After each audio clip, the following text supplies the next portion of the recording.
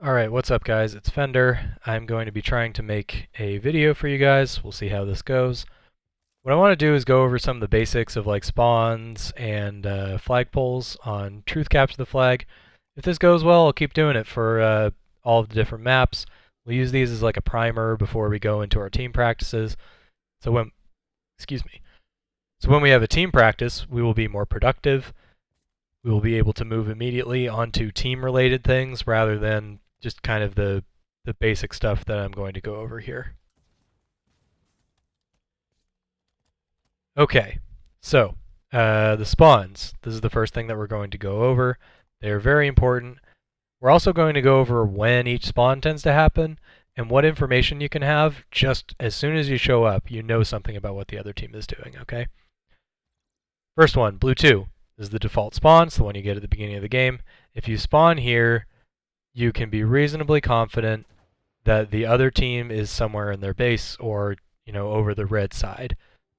There's probably nobody in the towers because if there are people in the towers, they tend to take away this spawn and force you into the next one, which is blue 1. So, if you spawn in blue 1, you kind of know that there's pressure in the towers. There's probably pressure on both sides, which is why they've dropped you down here, where you can't really be seen by anybody. If there were only pressure on one side, it would probably put you in one of the next two spawns. One of them is here on the P Street, and kind of over by blue 1. I sometimes call it P1, even though it isn't really P1. Just bear with me if I do that on accident. So, if you show up over here, you can virtually guarantee that somebody is in your car bubble, which is the last spawn. It's also very unlikely that somebody in this situation is in the pink tower. One way to check really easily if there's anybody in the pink tower is you see that little ridge there. Watch it carefully as I make my way up here. Now that I've jumped up, these lights come on with these little pistons. If I go away, the lights go away. The lights are only there if there is somebody in P2. So I can run through here, walk out on this side of it, lights up, walk to top mid, lights go down. You can immediately tell if there's anybody in your P tower. It's probably going to be evident just from where you spawn, but just in case you're not 100% sure, just look at the lights. You'll find out if there's somebody there. The fourth spawn is going to be over here at the car bubble. This one is a very high priority spawn. The game will try really hard to put you here, because even if somebody's on the street here, if a red player were over there shooting at our base, I could spawn up over here right behind him, jump up and immediately kill him. Even if there's somebody in car 2, like over here where that plasma grenade landed, the game can put me over here, just behind this wall. Then I can come out and fight him. The game will try very, very hard to put you in car bubble. So if you spawn in the bottom of the base, you can be reasonably confident that there's probably people in both pink tower and your car bubble. If you spawn up on the pink side, on that P1 area, or the P Street area, you can be virtually certain that there is somebody in your car bubble. If we're doing any sort of play on the car side of the map, we need to be very aware of how these car bubble spawns work. Even if you jump like up here and start doing stuff, if you get too far to this side, the game can still try and put someone down there right underneath you. Especially if you have pressure on the base and are blocking the other spawns inside of the base harder, somebody can show up behind you here very, very easily. Or even they can show up over here if you're pushed up too far. If you're over on the backside where that grenade landed, people can come over here, they can spawn here and kill you from behind. It's absolutely nuts. So you got to be real careful with this car side spawn. Note that car 2 also has lights. You can see them going down,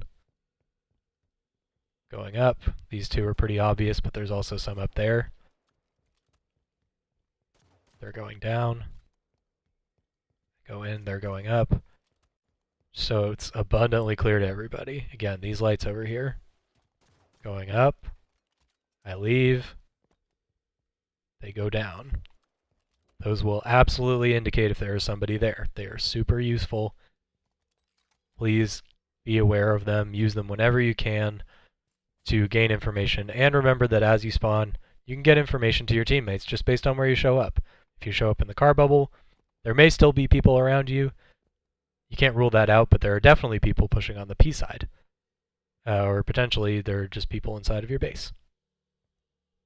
Okay, next thing I want to talk about. Section 2 is spawn control. When you're playing Capture the Flag, the only thing that really counts for points in the end is the flag.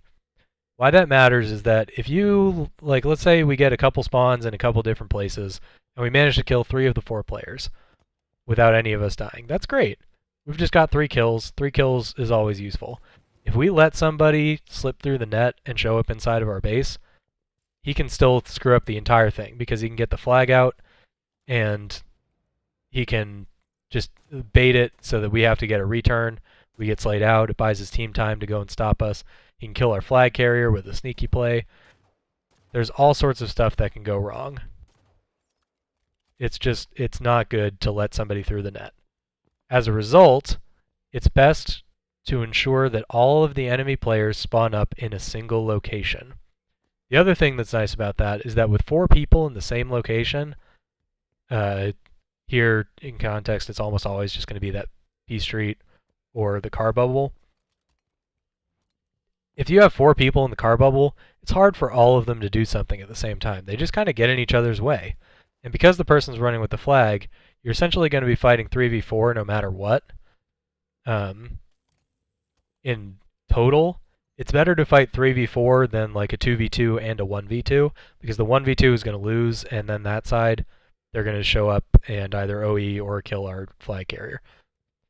Forcing the spawns in one place also gives our flag carrier the maximum amount of cushion for people to come up and kill them and get the return. Your objective as one of the people who's alive and protecting the flag carrier is not necessarily to get kills so much as it is to just stalemate with the entire enemy team. If you can get a kill, that's great, but if all I do is stand up here, trade body shots with people and keep them back, I'm doing my job. If I milk down here for long enough, the other team is not going to be able to do anything to stop our flag runner from putting it in. All the flag runs that I'm going to go through are pretty darn fast on this map. And you'll just have to take my word for that for now. So, we want to force all of the spawns in one single location. I know that seems pretty obvious, but we screw it up often enough that I'm I want to make sure we're totally clear on that. Which one of those locations should that be? Well, we've got 4 spawns. However, 2 of them are essentially the same. So, if I spawn up on the P Street here, this is for all intents and purposes the same as if I spawned inside of the base in red 1, because I've got the same 2 exits, running out the front, running out the back. Or, maybe going into the base, but going into the base just takes me out of the play if the flag is running away. So, yeah, that one we can consider essentially the same. Red 2 would be a terrible spot to make them spawn up because they can see the flag already. So that would suck. So it's basically between that combination of the bottom base B side option, or we can make all of them spawn up inside of the bubble and deal with them there. Either of these approaches is acceptable. They both put people in a position where there are flag routes available to us that will take us away from those spawns. That's the best way to describe it, because we don't just pick flag routes. Flag routes don't just exist. The flag routes are picked around the spawn points and which spawns we can force. So, let's check this out. Which side should we push from? If we're going to push from P, we're going to have a couple advantages. This is going to allow us to get inside of the base with relative ease, kill anybody in the bottom of the base, kill anybody in the top of the base, and we even have a third option for getting in here just to help add some dynamic, tricky angles here. So this is a really good way to get inside of the base and ensure that you get the flag out, and it's really easy to force all of the spawns to be exactly where you want them inside of the bubble. It's brain dead easy. As long as you're over here, the game will automatically put everything over there in the bubble. That makes it easy to get the flag out, to get it out safely. And if they spawn in the bubble, they're relatively far away. All I have to do if I want to not get shot by the guys in the bubble is thrust straight here towards the window, and now I can start doing my flag run to P. We'll get to that later. Pushing in from the car side and forcing the spawns to be on the P side is also okay. I can get up here. I can get damage on a lot of the base. Not the entirety of it, but a lot of it. I am forced to stay here and block this while everybody else who's pushing with me goes in the base, which can be a bit of a problem. They've also got to go inside this single door, which is relatively easy to hit with nades. I can get up here in the attic and throw grenades on it, and I can go here, into the lift, get people. I can clamber on this ledge of the lift and just sit here. And if we're not fast about pulling the flag, there will be some issues where people will be spawning up right here at P. So if they die and it takes like 5 seconds for us to get the flag out after the first kill, somebody will already be coming up and getting here and getting damage on us. We'll only have 3 seconds to pull the flag, so in the next 3 seconds from the 26, this is as far as I can get. And I can kind of cut off some of the angles, but it's going to be a near miss, and you're frequently going to have a tough time pulling the flag at the exact same instant that you get your slays. So you got some problems. So let's see. What's next? So I like pushing from the P sides for those reasons. It's brain dead easy to force the spawns over in the bubble. Anybody, as many people as you need can get up here and put pressure on these guys in the base. You don't have to lose that person, where if you're pushing from the car side, you lose a person. And you've got a bigger cushion when it comes to getting the flag out after getting your slays, because the people show up a little bit farther away. On the back end, it's also a little bit easier to go, with the P side run and force them into the bubble, because you get the same options on the other end of there's 3 ways that I can enter this base, while there's only 1 way that the other team can enter the base. So I can throw grenades here and protect my flag carrier while my flag carrier goes up here into the attic and ground pounds the flag in. So hopefully that makes sense, guys. I prefer the P side, and because our team does have issues with getting up and challenging and making a play when we need to, we tend to be more of a sit back and slay team, which is fine. I think P side is easier because we won't get that situation where we just sit in the car bubble and stall out, and one person has to push into the base alone with minimal help from the very limited angles that the car bubble can see. But like I said, either side is fine, and we should be proficient in both. I've just noticed that we have a tendency to always go car and to screw it up with somebody sitting P and blocking those spawns incorrectly, and to not get enough people assisting the guy in the car bubble to really get in and force all the slays to happen at once and get the flag out. So let's talk about how people support these flag runs. Basically, the P side one is easier for me to explain because I prefer it. You can have up to 3 people come through here and get these kills. We're killing. Everybody goes down. The 4th person should be up near the pink tower or near the top mid, pinching some of these angles off and, clearing out the base with them. But he's sitting back, and he's the one who's definitely ready for whatever's going to happen in the bubble. Of these 3 people who are pushing in, once the slays start coming in, and this guy he can rotate back up to P3 here and start assisting top mid with putting pressure on the bubble. Once you know people are there, you can throw grenades at it, and you can shoot at anybody. You get free shots on anyone who tries to run through car 2, and you get even more free shots on them as they try and go through the car street. You can use this little energy shield as cover, and you can milk your life for all it's worth, because you've got more than enough time here. You're going to get 3 or 4 shots on anybody who tries to go through here, and there again, you're probably going to get 5 shots on anyone who's running through there, honestly. It shouldn't be that difficult. So between those 9 shots, that's enough to kill 2 people on your own. And if you rotate even just a little bit in behind them, it's even more than that. If you get some damage on them first and fly in the window, again, you're still going to be able to cut them off while they're coming through this single door over here. There's a lot that 2 guys can do to deal with everybody else. The other 2 players are going to push in. One of them is going to take the flag, and then depending on how this goes, you can decide if you're just going to rotate with the flag carrier, or if you're going to get up here and wrap around on these guys in the bubble. So you can go up here, get somebody who's still sitting in the bubble, and then continue crashing down on this from the backside. Or you can go a little bit faster if you know they're all there and just chase this super hard and get these guys before they get into the base. Between one person shooting, like even if you just stay in the base, you can get 4 free shots on anybody sprinting through there into car 2. That means the first guy's 1 hit, the guy up there gets the kill instantly.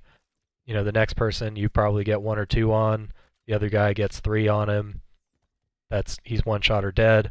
The guy from P3 is coming over to help. That's the second guy dead. That means you guys are fighting 3 on 2 now and are wrapping around on this. That can be really, really effective. Otherwise, just fly back out to top mid. You can take a straight route to top mid and start dealing with people. Or you can even rotate around the pink side if you really want to. I usually find that top mid is able to take more attention and get there a lot faster. Similarly, on the car side, send as many people as you need through the door to get the sleigh out. You don't want to block those P1 and bottom base spawns, though. And that's what makes this tricky, is that you need to clear out the base enough that you can get the flag out, but not so much that you accidentally cause people to spawn in chaotic locations. So at least one person is in the bubble.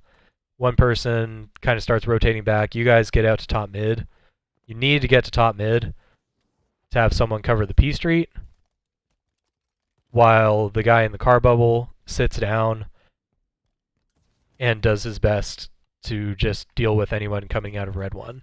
Because red 1 is the biggest threat to your flag carrier, because he can run straight into car 1 and cut off the typical flag route. So from the car side, one person's pulling the flag, you're pulling it out towards car.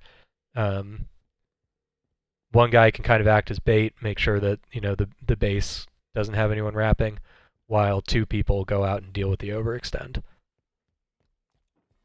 Again, both are good. I'm not trying to say you should never run car side, but I do think car side is a little bit easier, and I think we tend to neglect it. Or excuse me, I think we tend to neglect the P side. Let's go over some flag routes. Top mid is bad. Here's why top mid is bad. Say I pull this, that was at 58. I go up here, I thrust, I clamber. Got to go around this little hole, so this is kind of awkward. Get over here, 8. So it's like 13, 14 seconds for me to get across here.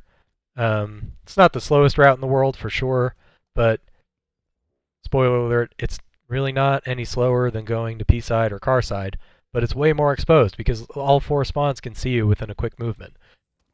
The P1 side guys will instantly see you. The car bubble guys will instantly see you and can rotate right up to car 2. Anyone who spawns up in red 2 can see you, which as soon as your feet leave the ground, jumping out of that attic, they can spawn in there and they will fuck you up. And anybody in the bottom base can just jump up the toilet, jump up the lift, or run out the middle, and they'll still be able to see you and kill you, especially on the back end as you jump in through the window there. So top mid, not good. And if you keep track of the times for the other flag routes, you'll see it's not really any faster. It's just more exposed and more chaotic. The other big issue here is that they can all see you. They can all see you from close range, and it's very difficult for your team to get in between the downed flag and the enemy. Like you're the lightning rod there. It's not like they're going to be dealing with your teammates supporting you anywhere. They're going to be focused and extremely hard on you, and your teammates are going to be farther away than you are. Let's run this one at 40 to the car side. Show you that one. Deliver the flag. Guess it was more like 41, but I don't think it really matters. Deliver the flag.